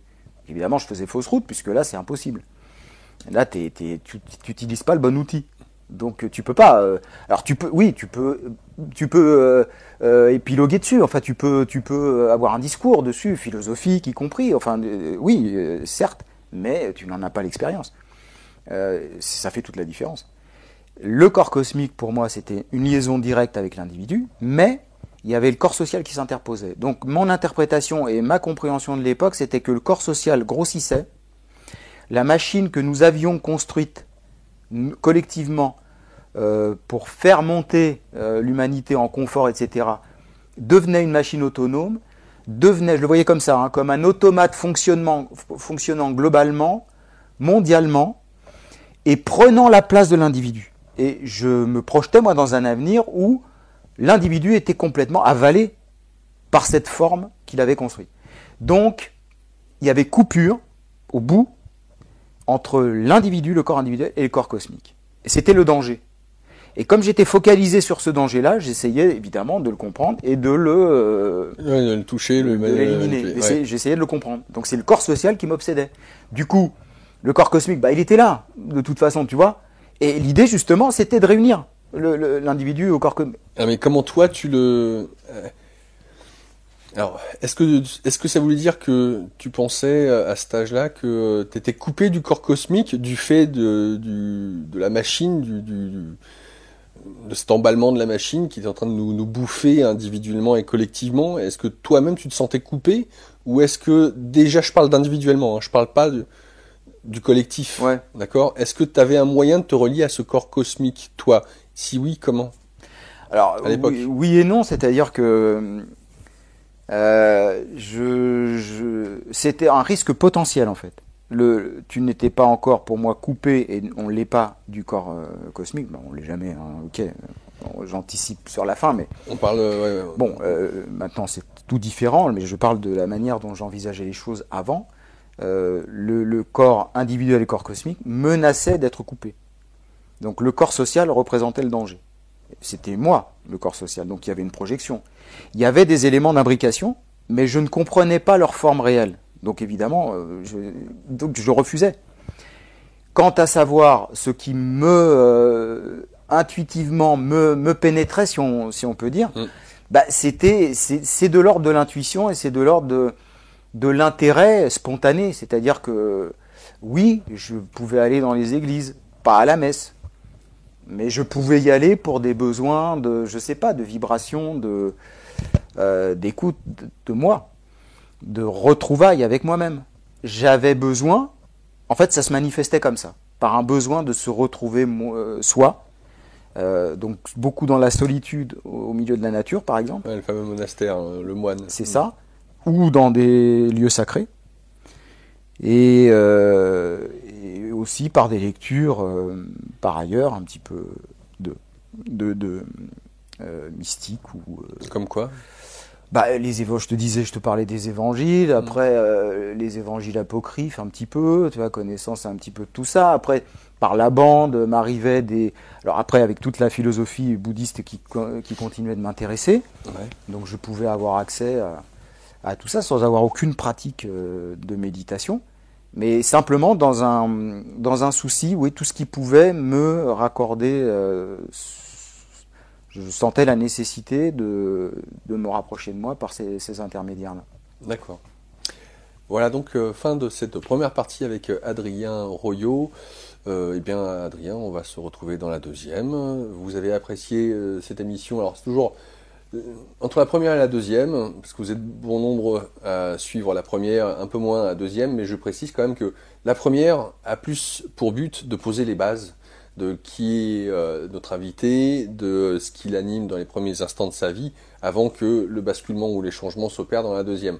Donc voilà, c'est quand même logique ce que j'annonce, et pourtant, je suis pas sûr que chacun ait vraiment compris le jeu de cette émission, ou voire de toutes les émissions de manière générale. Quoi qu'il en soit, vous l'avez apprécié, un pouce vers le haut, un pouce vers le bas, n'hésitez pas à laisser un commentaire, notamment à aller sur la page d'Immédiat consacrée à cette émission, vous retrouverez tous les liens qui vous seraient nécessaires. Si vous souhaitez contacter Adrien, vous avez son email, son numéro de téléphone, n'hésitez pas à le faire.